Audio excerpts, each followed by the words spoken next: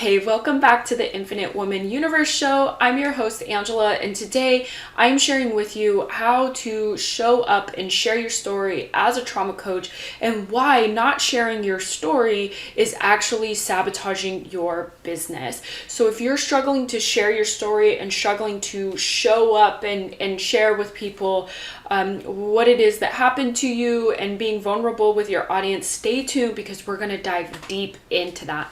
Hey, I'm Angela, trauma healer and self-sabotage slayer. I help solo line service providers and trauma coaches slay self-sabotage so they can embody freedom, live on their terms, and do business their way. This content or this whatever it is that that I'm sharing with you today is near and dear to my heart, because when I first started to go down the route of helping women heal trauma, I really did struggle with sharing my story. It's one of the reasons why I actually went a very roundabout way. There's more to it than that, but I know that it can be a struggle to share your story because you don't want people to feel sorry for you. But also at the same time, if you're a trauma coach, your story is very much a part of the way that you coach and why you got started. And so it's very important. And it does take a lot to really share your story in a way that feels aligned for you and also feels like you're showing your audience how you've overcome this. And so I want to really dive into this and how you can actually do this, because you not sharing your story, you're not sharing what happened in your past and how you overcame it, is actually sabotaging your business. And it's sabotaging your business because people want to know how you were able to overcome your trauma in your past and what you did to do those things. When they hire a coach, they don't necessarily want a therapist, right? Like the misconception of a therapist where they don't know what it's like to go through these things and they're just telling us what to do.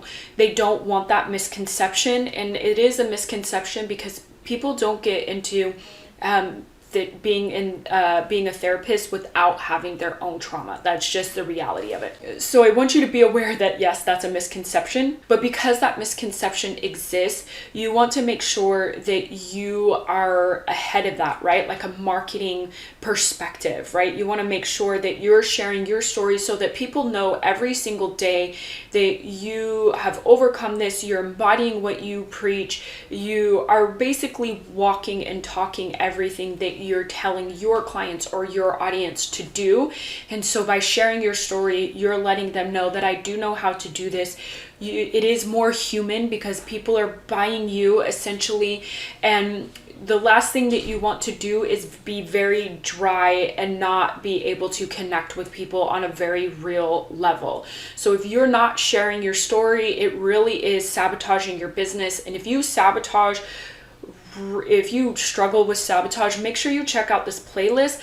But if you really do struggle with doubt and struggle with self-criticism and you feel like it's really hurting you to the extent that you're not showing up the way that you desire, make sure that you check out the Self-Sabotage Slayer course. It is absolutely amazing. My clients have been seeing phenomenal results from that course, so make sure you check that out. And since I have you, make sure that you like and subscribe. This helps me build my community. It is so important, and it's just a little button. So if you really resonate with this content, please just go ahead and subscribe or share or like or comment, whatever you feel right about. So let's dive in on how to actually show up and share your story. Number one is you want to make sure that you are, I don't want to say always healing, because that's not always true. You're not always in the trenches always healing. That's not really the case. You do want to make sure that you are embodying what it is that you preach. So if you're telling people that, self-care is super important, what do you do on a regular basis for self-care? If you're telling people that it's about responding to life, not reacting, then how do you respond to life? You want to be sure that you are truly practicing what it is that you preach. You want to embody that. And I say practice because, we're human and sometimes we fly off the handle and triggers bother us and we get angry and all of that stuff, which is completely normal. But you want to make sure that you are embodying this because it does show up in your work, and people can tell when it's off compared to like your work and what it is that you're saying in your post and things like that. People know. They absolutely know. Number 2 is you want to make sure that you have cleared all the shame. And I know that this sounds absolutely crazy, to clear all the shame. It is going to be a delayering process, and I've learned that over and over and over. Shame comes up in very different ways in our life, but again, you want to make sure that you have completely cleared out the shame. I actually do this with my one-to-one clients through timeline therapy, along with other energy work. If you're interested in that, you can definitely let me know. But you want to make sure that you're doing this initially. The reason why you don't like to share your story is because of the shame. We think that it has to do with being vulnerable and things like that, but the vulnerability and shame are highly connected. So you want to be aware that shame breeds silence. And so when you don't want to share your story, when you think that you're the only one, it is out of shame.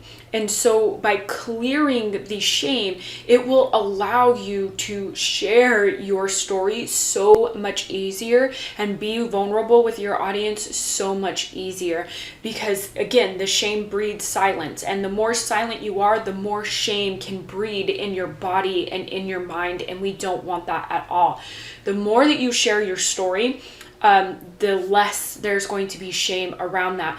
But the thing is that you have to initially heal it. You have to initially let it leave your body, reset and rewire your nervous system, which you can listen to this meditation here to start doing that. Otherwise, you're not going to share your story.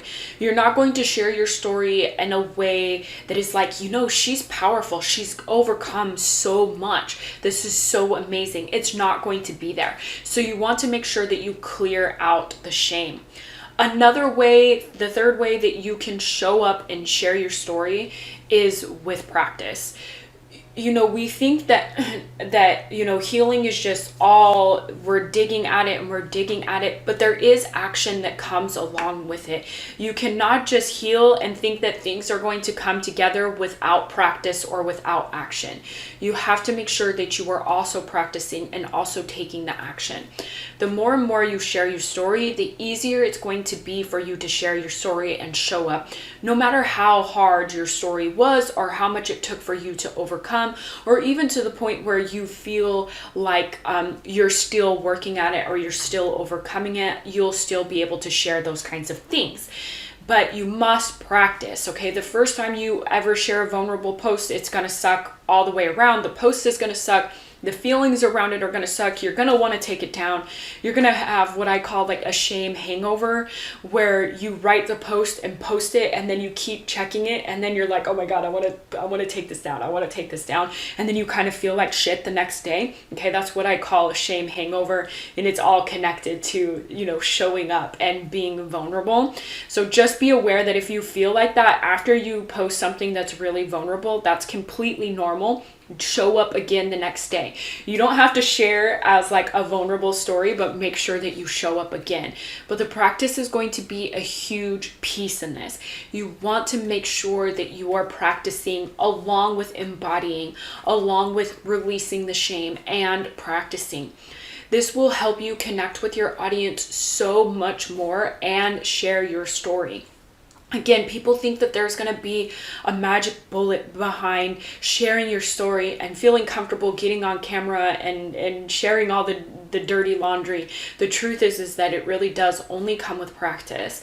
The rest of it is necessary. Yes, all the healing is definitely necessary, but it also comes with practice. So you want to make sure that you are practicing. This is going to be the biggest component of these three, but I do feel like these three are highly connected. So make sure that you're doing that right. Embodying, releasing shame, and doing the practice. And this will help you show up and share your story and feel good about it and be vulnerable with your audience.